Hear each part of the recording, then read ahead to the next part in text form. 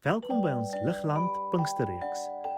Dit is vir my, die storie weer, baie lekker om hier in Ligland rond te loop hierdie week.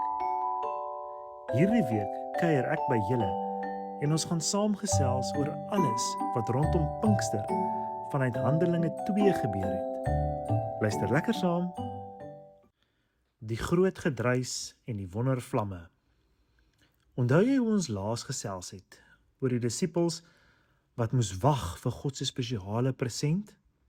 Wel, die groot dag het uiteindelik aangebreek. Die maats was almal saam in een vertrek, toe daar skielik iets gebeur wat hulle nooit as te nimmer ooit sou vergeet nie. Sonder enige waarskuwing was daar uit die bloute 'n geluid uit die hemel. Dit was nie 'n klein briesie wat saggies deur die blare geritsel het nie. Ook nie 'n sagte getik op die ruit nie. Dit was 'n geraas soos 'n massiewe stormwind wat woes hard blaas. Stel jouself voor hoe die wind so hard waai dat die hele huis vul met 'n woesh geluid. Die mense in die kamer het sekerlik vreeslik groot oë gehad en verbaas rondgekyk. Hulle het dalk hulle hande oor hulle ore of voor hulle gesigte gehou en gewonder, "Sjoe, wat vang God nou aan?" Maar wag, die verrassing was nog nie verby nie. Skielik sien hulle iets wat lyk soos vlammetjies of tonge vuur.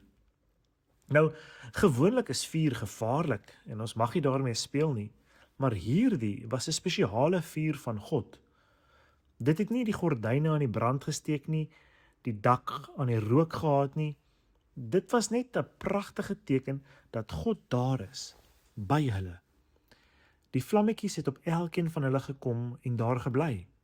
En toe gebeur die grootste wonder. Hulle is almal gevul met die Heilige Gees. Dit was presies die present wat Jesus beloof het. God was nie te laat nie. Hy het op die perfekte tyd gekom. Die disippels was nie meer alleen nie. Al kon hulle Jesus nie meer langs hulle sien soos voorheen nie, was God nou op 'n splinternuwe manier binne in hulle harte.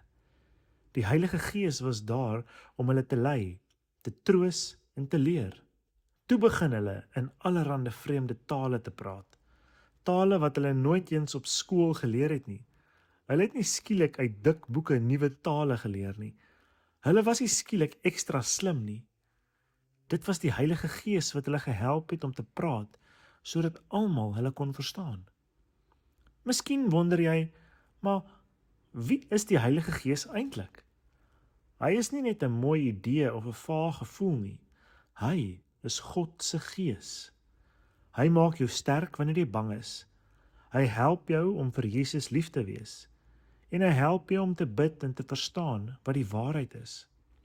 Onthou, net soos vir die disippels daardie dag, herinner Pinkster ons dat God naby is.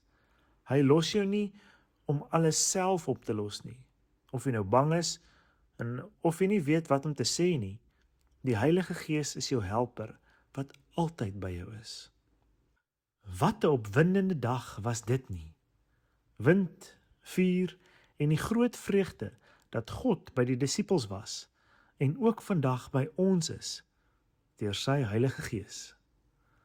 Fluit, fluit, my storie is uit.